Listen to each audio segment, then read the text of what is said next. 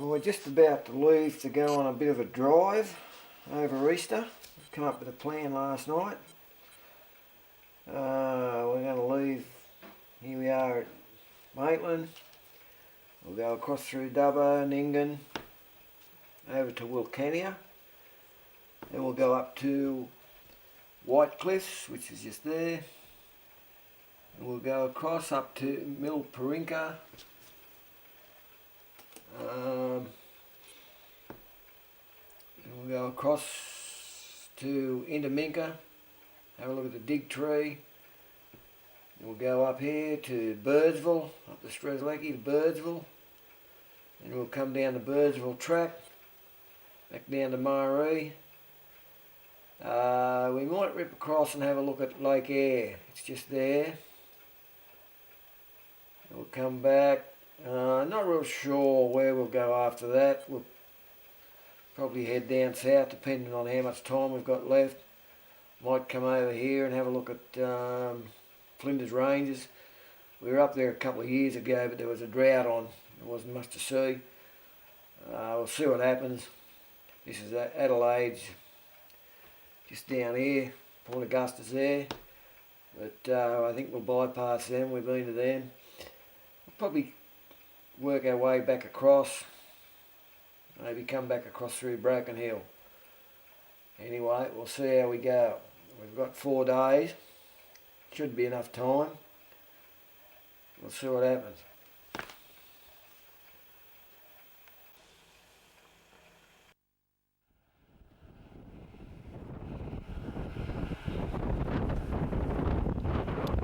Yeah, well, here we are about 4 hours after we left home.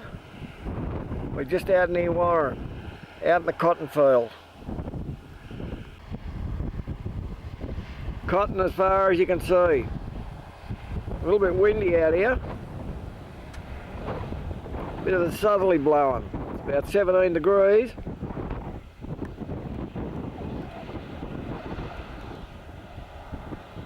He's nearly got a full bed.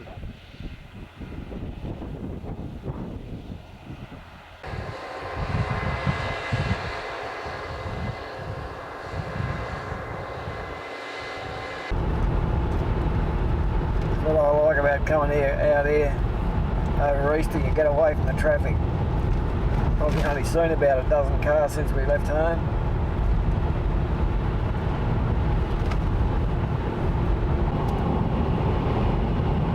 Imagine what the traffic will be like up and down the freeway.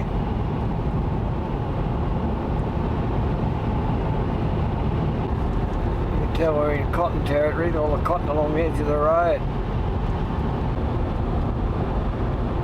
Like snow. There's all the bales over there. It's all the cotton bales, must be ready to go into containers.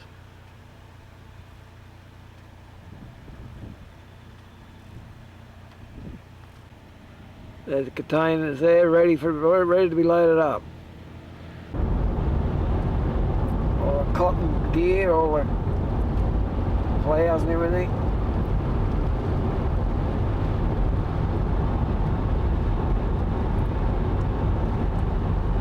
All over behind those trees over there is cotton bales. Acres and acres of them.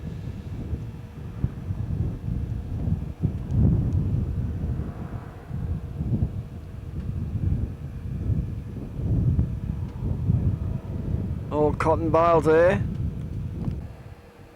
They're down there harvesting.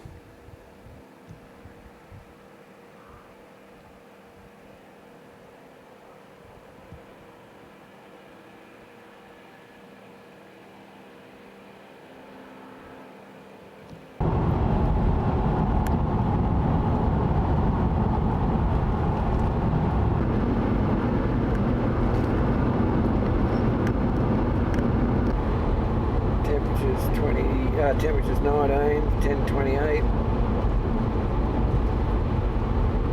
We're heading northwest nearly. There's not a great lot out here to see. The country's like this for hour after hour. I've been on this road now for about or 20 minutes, half an hour. Haven't turned, the steering wheel's dead straight.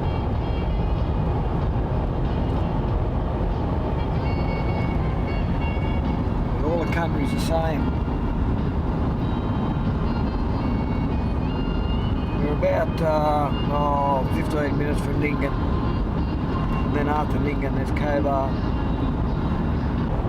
A few years ago this would have been all underwater with the big Ningan floods. It's all that flat out here when the floods come down from up north. It covers hundreds and hundreds of kilometres of land in width. Just slowly moves down towards Adelaide. Just coming into Ningan. Actually, the big floods were in 1990. It was just written back there. I think it was that long ago. This is Cobar.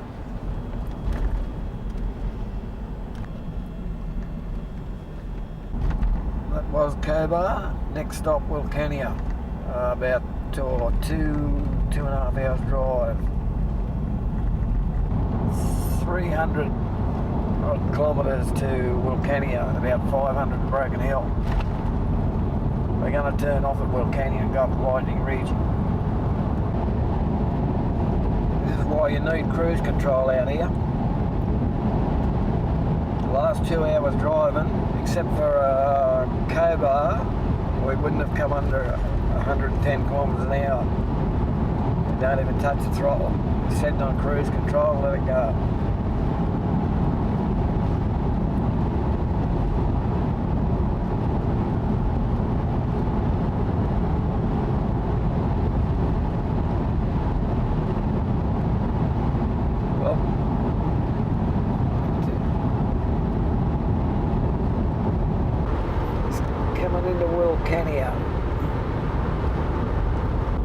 Last time we were out here, there was only 3 white people in the whole town, 2 coppers and the motel owner.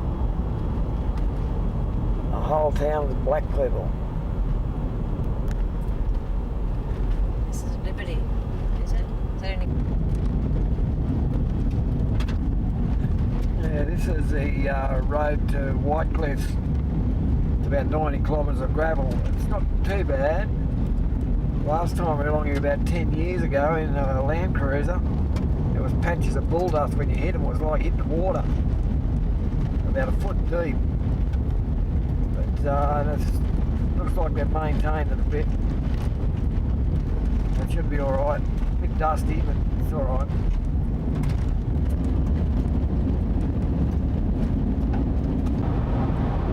Now we're back onto the tower again. Looks like there's only about 10 k's of gravel. Looks like they've tarred all the rest of it. Big barren old country out here. That's about what it's been like for the last 6 hours driving. It doesn't change much. Very similar country to what it is going up the centre of Australia. Pretty well all of South Australia around this area looks like this. All gravel.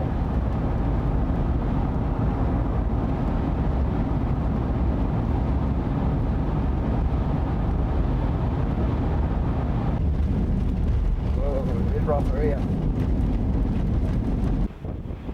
What you've got to watch out for around here are emus. A couple of big ones run across the front of us back along the road a bit. We had to brake pretty quick to miss them. Well, that's Whitecliff.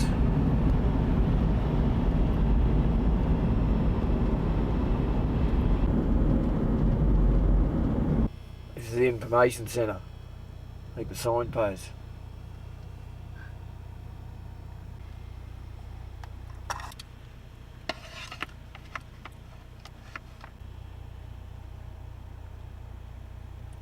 This is the underground motel at Whitecliff.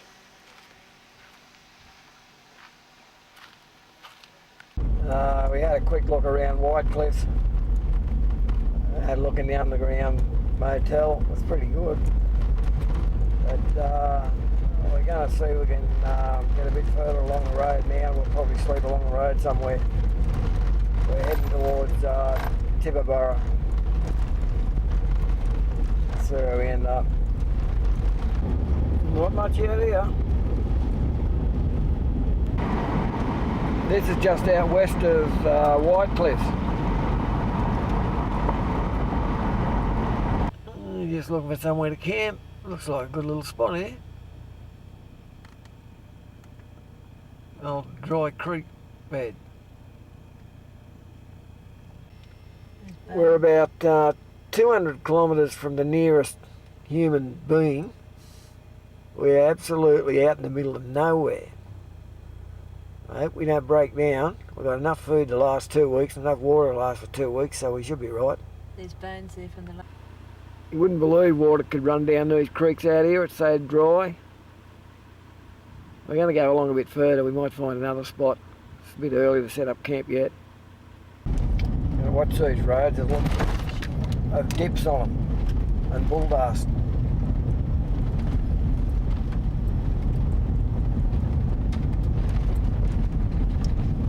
You have to be careful now. The roos are coming out. What a desolate place this is.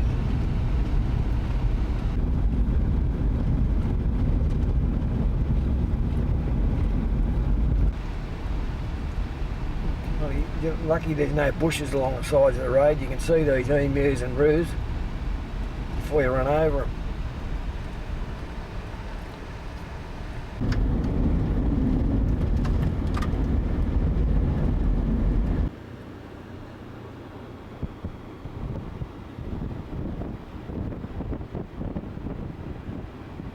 Nothing.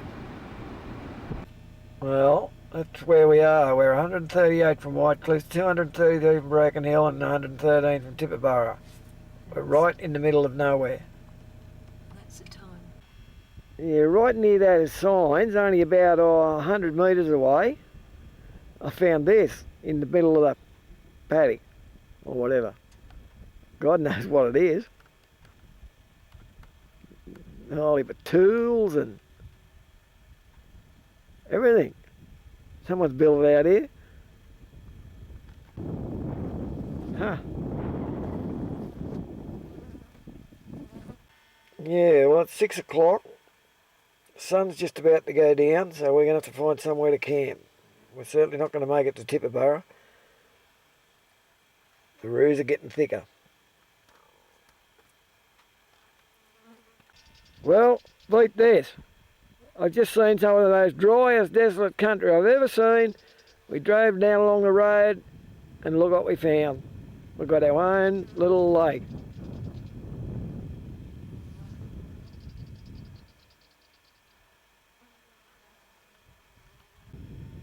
This is where we're camping tonight. I've got up on top of this hill now overlooking the lake. I'm just going to set up camp. Well, we've got our camp all set up. We're about to have some tea. I've just boiled the billy. I haven't had trouble finding firewood around here. There was a big old dead tree just there where the fire is, and I stuck a match in it. The flames went about 20 foot in the air, and I thought we were going to burn down the whole desert.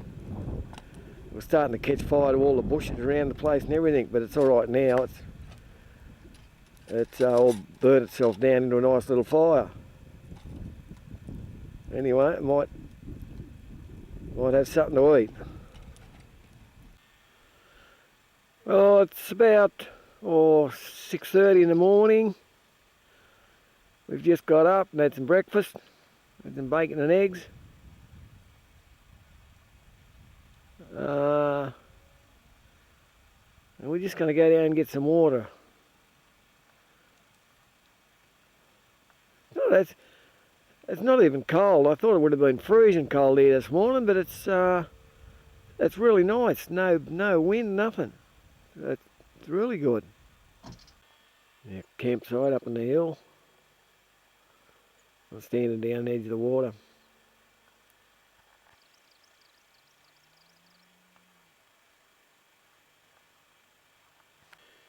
No matter how dry it is, you see them in the creek beds, you see them on top of the hills, out in the desert, everywhere, the old paddy melon. When they get big enough,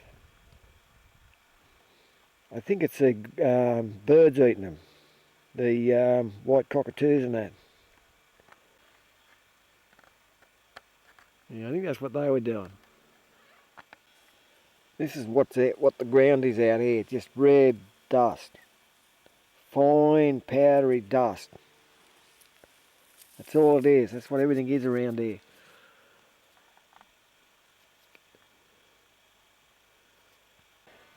I'd say that white cockatoo was having food of watermelon and something jumped on and ate it. Fox or something must have got it. Sun's just coming up. Some birds right over there on the edge of the water. What are they? Swans, I think. Yeah, normally we're sort of up and going by this. We're back on the road driving, but it's that damn nice here. I don't want to leave here. I reckon this is one of the nicest places we've ever stopped at. It's so quiet. You can't hear a damn thing. Haven't seen a human being since yesterday.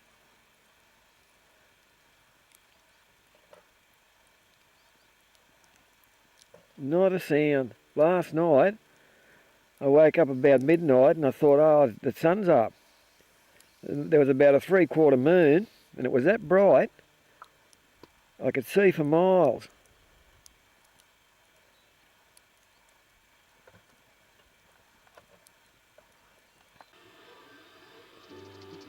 Yeah, even the Easter Bunny come last night.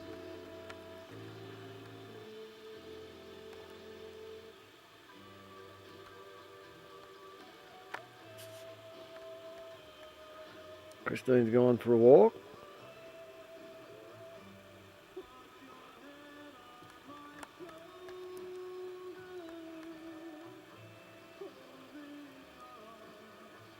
I don't know where she's going. There's plenty of room to walk out here anyway. Said she's going to go over around there somewhere.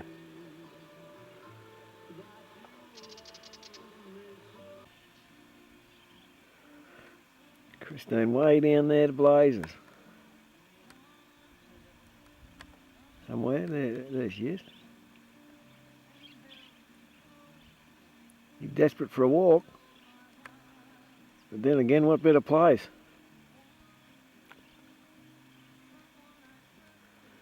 You know, I used to think the beach was the best place to go and camp, but I've changed my mind now. I think I'll come out here from now on. It's worth the drive.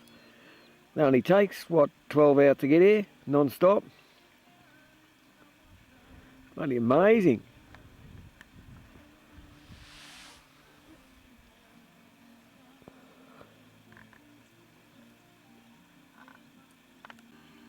Oh, eagle sitting up on top of a branch up there.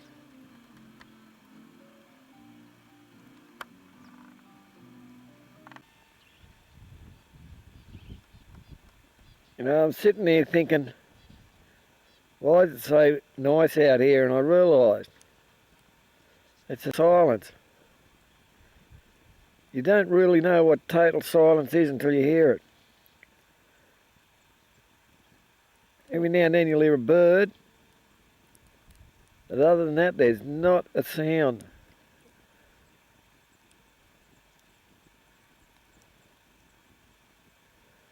The only other time I've ever heard it was out west of Alice Springs.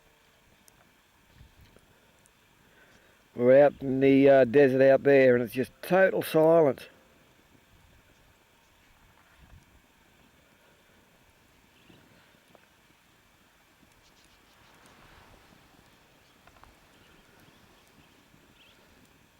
The old hawk's still sitting over there. Hasn't moved. Christine's had enough of walking around the water. She's walking out into the desert.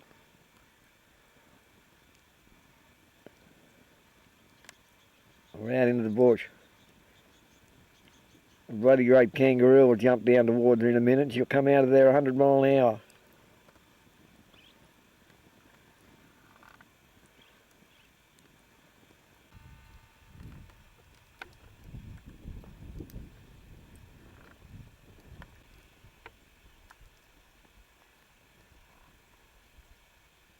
Did you have a good walk? What?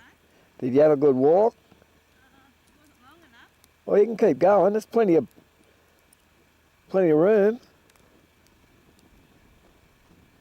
7:30. Well, keep going. Well, that's the little lake where we were. Looks like just a little landlocked waterhole type of thing.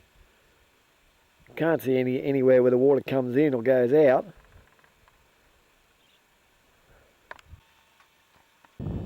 Just across the other side of the ridge, it looks like a big salt flat or something.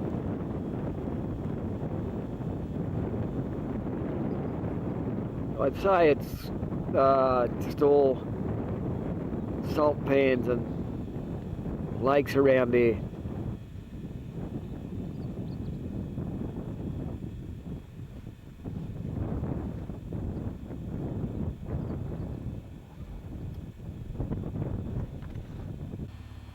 We've just seen a sign along the road that historical grave, so we just come in to have a look at it.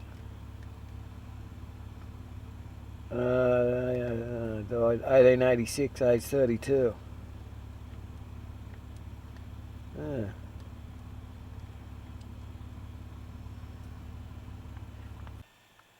We're about 50 kilometres from Tibooburra. It's supposed to be the hottest place in Australia in midsummer. Oh, there goes Barry. Fancy seeing his car out here.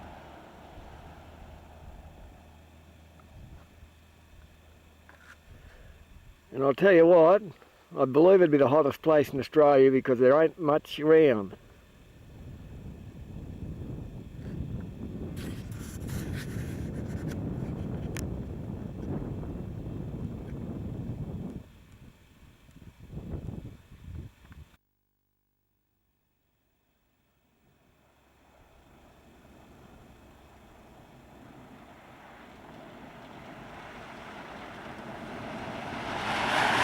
Oh, there he goes again.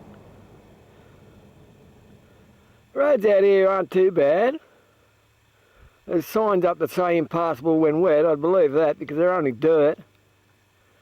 You can still sort of sit on your 100 kilometres an hour. You just got to be a bit careful. You hit one of them bull dust patches, I reckon they'd flip you over pretty quick if you didn't hang on the steering wheel. That's Peak Hill Homestead. Be damned if I know what they do out here. Must have something to do with cattle, but I don't know what they'd eat.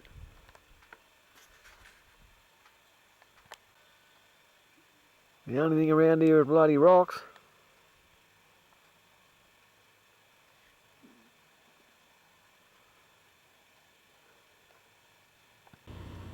A few old emus up on the hill.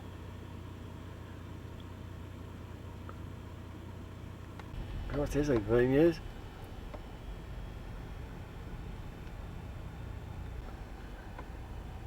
All over there, everywhere. Must be good emu country.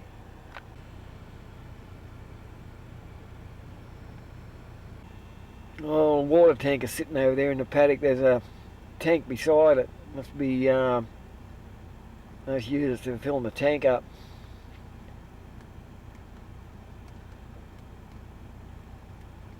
No, 6-wheel drive blitz. I don't know what that is on the roof of the cabin. Looks like some sort of a dish. Might have Ozstar on it or something. It's got a big aerial on it, so it must be some sort of communication thing. The only way they get water out here. There's no one around it.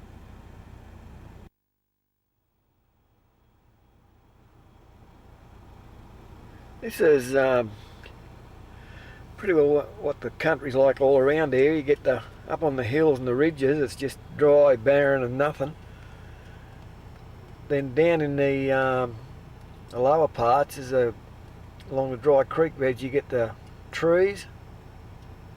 There's no water down there, but the trees must go down deep enough to get the water. They're all dry creek beds, all those green trees and that.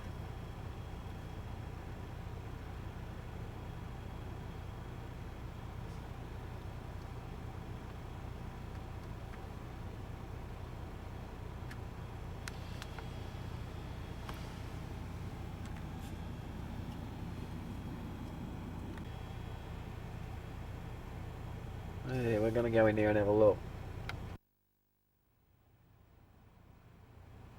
Another one of them weird looking things that we've seen back along the road.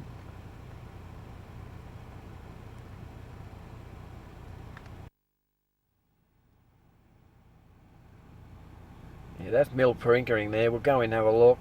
We've got to come back out. This is a Silver City highway we're on.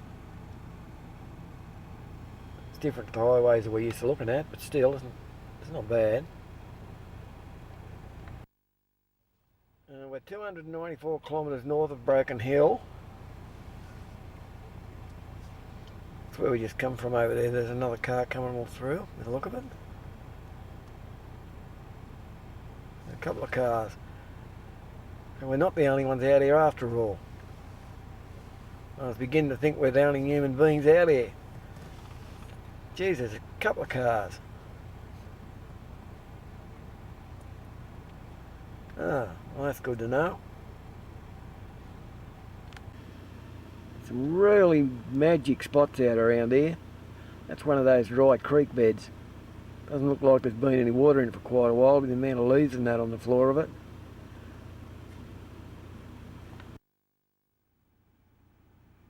Well, this is Milparinka. It looks like, well, that is Milparinka. It's just a pub. A couple of other buildings around.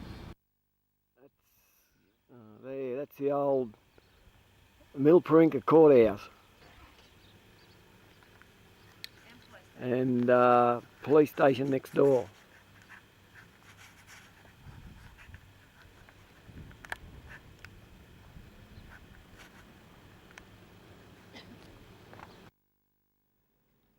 I don't know what that is down there, just an old building. It's fallen down.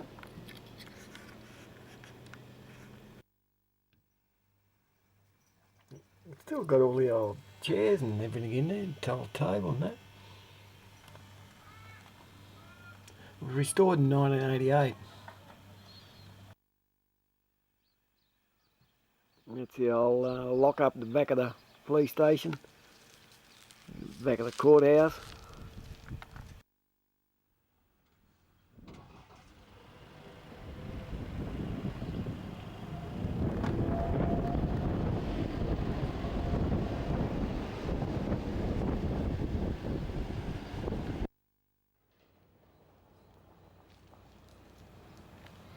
That's a store, Milparinka. Out the back of the pub, Milparinka, pub and store, and accommodation and everything. It's a nice little place.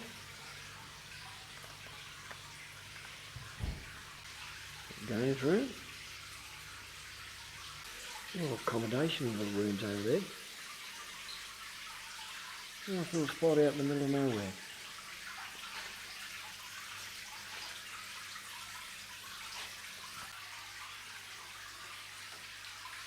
Nice one.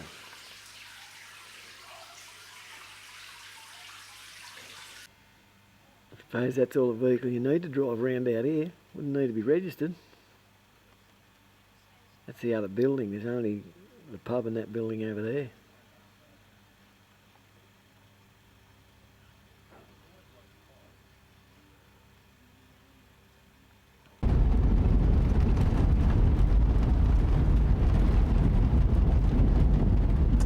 Got a bit of tar. It must be coming from some civilization. Speed limit.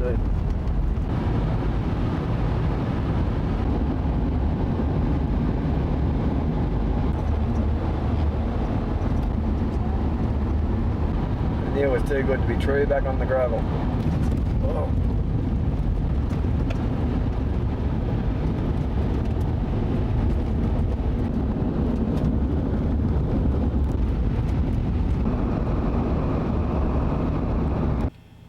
We're just coming into Tibooburra. I don't know. Truck stop before entering town. Drop your dust.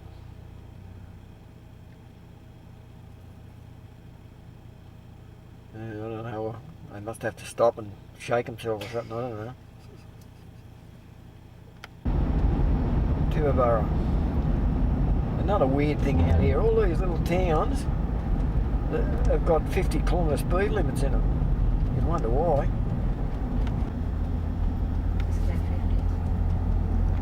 Police station. Jesus, that bloke ain't going to die of thirst if he gets caught out in the desert. Holy suffering. That's Sturt's boat. That's his tractor. I don't know, maybe. Edition in 1844, Read it. I think. Charles Sturt's expedition in 1844-45 took a whaleboat by wagon as far as to Lake Pinaroo, Fort Grey. That's where we're going. Looking for the inland sea. On his return from the desert to Adelaide, the boat was abandoned at Depot Glen. This full-size replica of the whaleboat is 27 feet long. Open it. Yeah, oh yeah. It's a nice little house to be out here in the middle of nowhere. It's nice. That's RTA inspection station. To be here.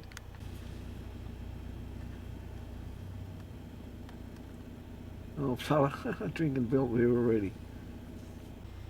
They haven't got a drive-in. I love it. Look at the drive-in.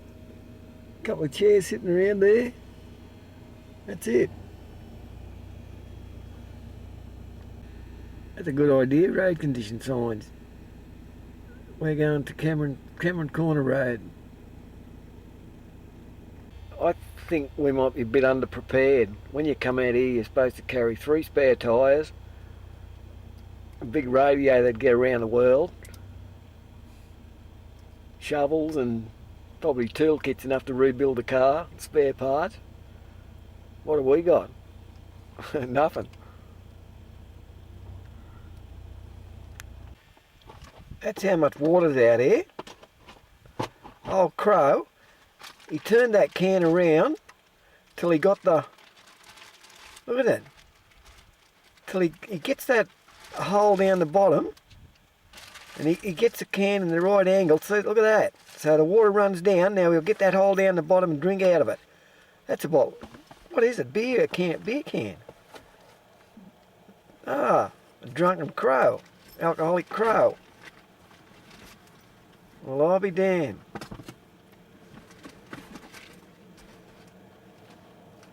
Huh.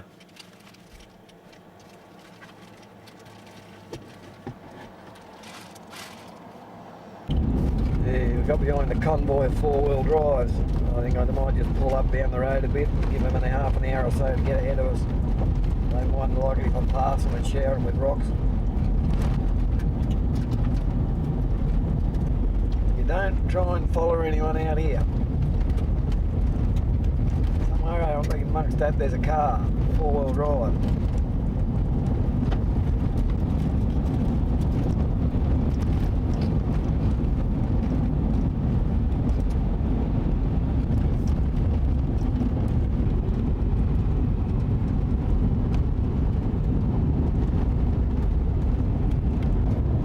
I can understand why blokes like to bring a spare tyre or two with them. Some of those rocks on this road are sticking up like daggers. You never ever get a car through out here because the windrows in the middle of some of these roads would rip the sump out of a car.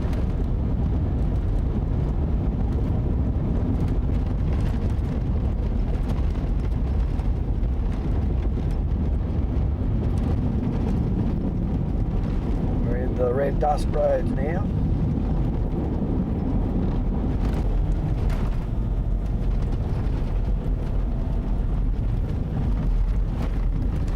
Yeah.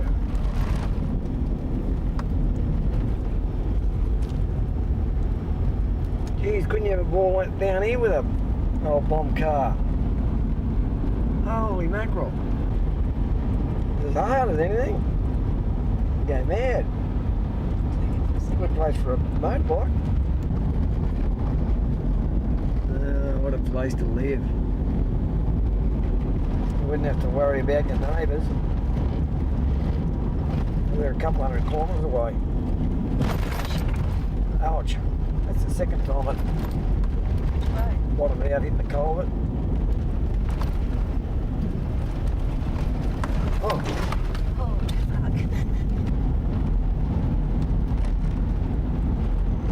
Steer it now. What happened back there, Christine was steering with one end, we hit a heap of bull dust and ruts.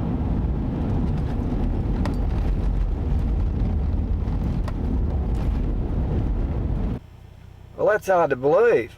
1974 flood mark, that's halfway up the side of a hill. The water in the bottom of the gully must have been 20 foot deep. Well, this is where the flood mark is. That's looking back down the road. That would have been all underwater about, oh no, it'd be about probably 8 or 10 foot deep. We've just come 117 from Tibooburra. We're going to Cameron's Corner. These crests, I've been having a ball going over. You go over them, the sand hills, and the road goes over them.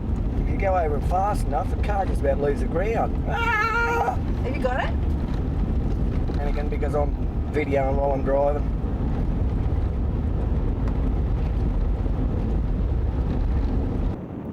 That's where we are now. Right there. We're going to go across up there to Innamincka. We'll have a look at the dig tree. And we're going to go up one of these roads, either it'll be that one. Up here, up here, up here, across to Birdsville. We're going to come down, down, somewhere around about there. We'll probably leave the road and come across. It's Lake Air, but I don't think we'll get time to go and have a look at it. Lucky we wasn't doing over 110 along all them roads. Yeah, well, we've got to go through that gate there. This is Cameron's Corner. We go through that and we're in South Australia. Sent Christine down to open the gate. Now in South Australia. That's Cameron's Corner. Well, we're in New South Wales now. The other side of that fence is... No, we're in South Australia. The other side of the fence is New South Wales. And then the other side of that fence is Queensland. So, we're as close as we're going to get to 3 states. Now, I got it wrong. This post is the corner. That's New South Wales, that's South Australia, that's Queensland. So, I got part of myself in every 3 states.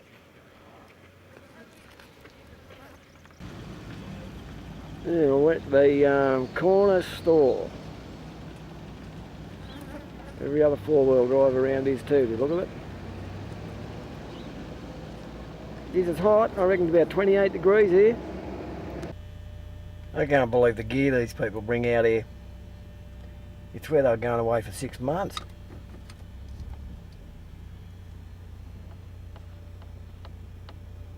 Right, they got their cars full chock-a-block to the roof, and then they got roof racks, and the roof rack's full chock-a-block. There's one there like ours, a Pajero. He's got that much weight in it, he's just about squashed the back end of it. Yeah, there's another one of their maps, just at Cameron's Corner. We're going to Innamincka. These crests take some getting used to when you go over them. You can't see what's the other side of them. Ah.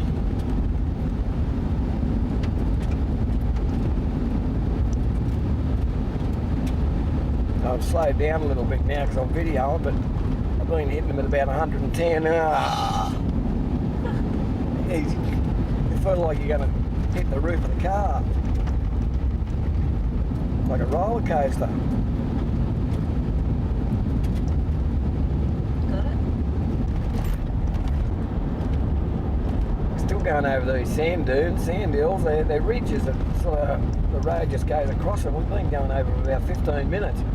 Starting to get a little bit seasick. These ridges are getting closer together. Dan, if I can get used to them when you go over and see the road disappearing from underneath you, gives you a funny feeling. You see what they are, they're sand hills. They sort of run down along them. That's a local bus stop. All the cows are waiting for the next bus. That's the only tree in the whole place. There's not enough room under it for all the cows.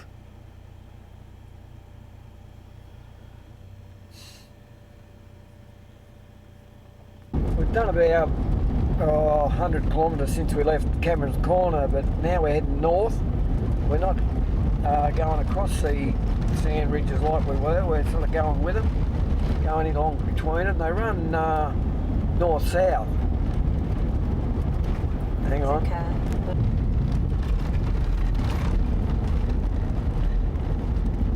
It's a bit awkward trying to video and drive. Hang on, oh, the car coming. Oh. These people must crap themselves when they see me go past video. Oops, it's still going. Yeah, these sand hills, we're going with them now. We're running north. Road's a bit bull dusty and a little bit slippery.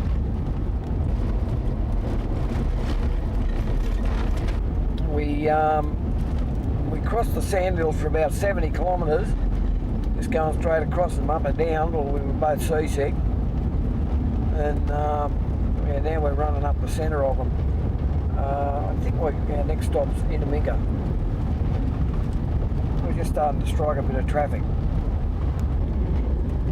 A couple of cars and a couple of motorbikes went past. I bet the motorbikes let a ball going over those sand hills.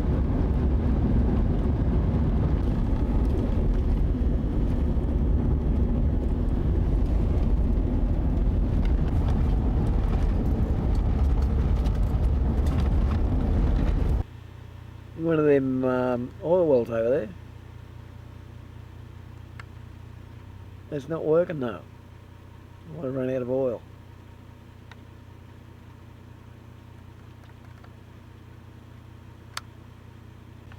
One there that's working.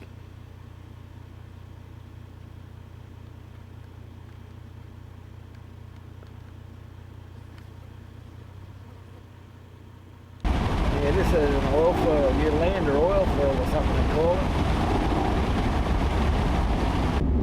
Yeah, there's dozens of them, they're everywhere.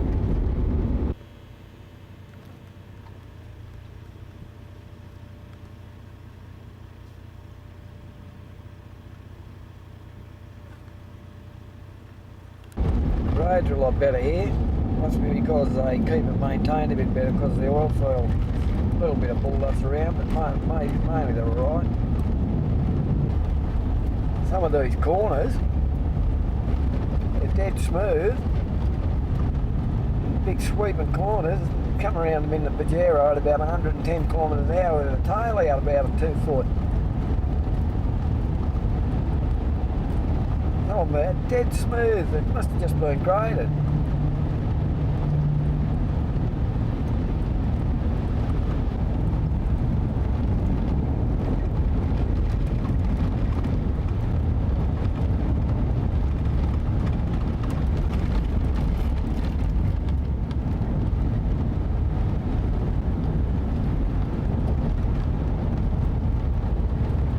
Oh, bird, look out. Get him out. a good road. I hope it stays like it. This is a Straslecki. We just come onto it. Another 69 kilometres to Innamincka.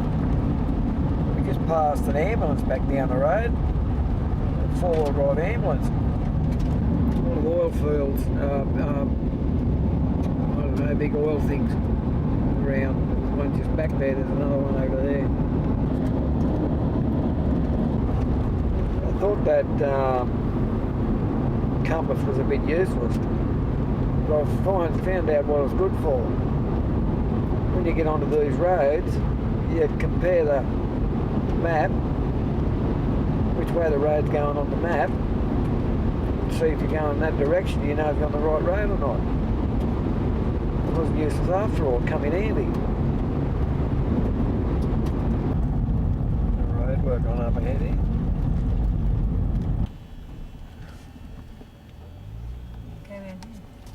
Road work back there, so yeah, if you're having a four-wheel drive, you just drive off the road and drive around it. As soon as the blokes in the grey are looking. I know where we'll end up. Cameron's pulling or something.